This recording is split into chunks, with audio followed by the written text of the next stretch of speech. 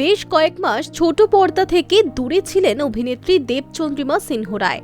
বাংলা এবং হিন্দি দুই জায়গাতেই তিনি অভিনয় করে নিয়েছেন। তবে মাঝে তার হিন্দি সিরিয়াল শেষ হওয়ার পর কয়েক মাস একেবারেই দূরে ছিলেন তিনি। যদিও ওয়েব সিরিজে কাজ করতে দেখা গিয়েছে দেবচন্দ্রিমাকে, এবার বিরতি কাটিয়ে ফের কামব্যাক করছেন দেবচন্দ্রিমা, তাও আবার ছোট পর্দায়। কোন ধারাবাহিকে দেখা যাবে তাকে, এই নিয়ে অভিনেত্রী নিজে কিছুই জানাননি। সূত্রে খবর, আগামী হিন্দি ধারাবাহিক ফিতুরে মুখ্য চরিত্রে হিসেবে দেখা যাবে অভিনেত্রীকে। তবে এখন পুরোটাই প্রাথমিক পর্যায়ে রয়েছে। নায়ক নাকি এখনো চূড়ান্ত হয়নি। জুলাই মাস থেকেই শুরু হবে শুটিং। তবে এই বিষয়ে দেবচন্দ্রিমা নিজের মুখে কোনো কিছুই ঘোষণা করেননি।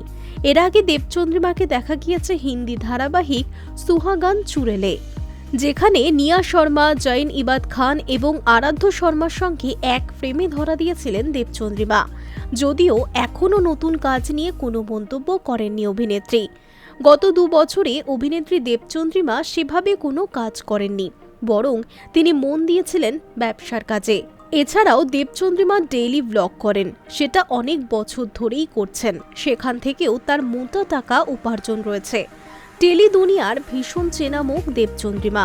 অভিনয় দক্ষতা, পর্দায় উপস্থিতি এবং একের পর এক চরিত্রের মাধ্যমে তিনি নিজের আলাদা পরিচয় গড়ে তুলেছেন।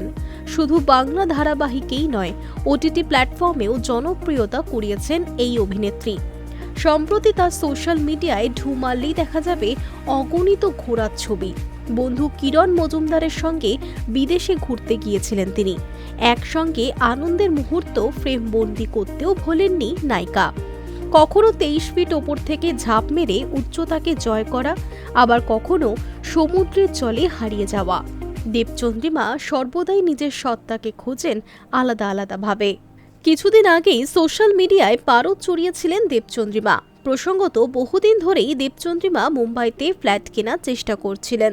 সেই ইচ্ছে আপাতত তার পূরণ হয়েছে। মুম্বাইতে ফ্ল্যাট কিনেছেন অভিনেত্রী।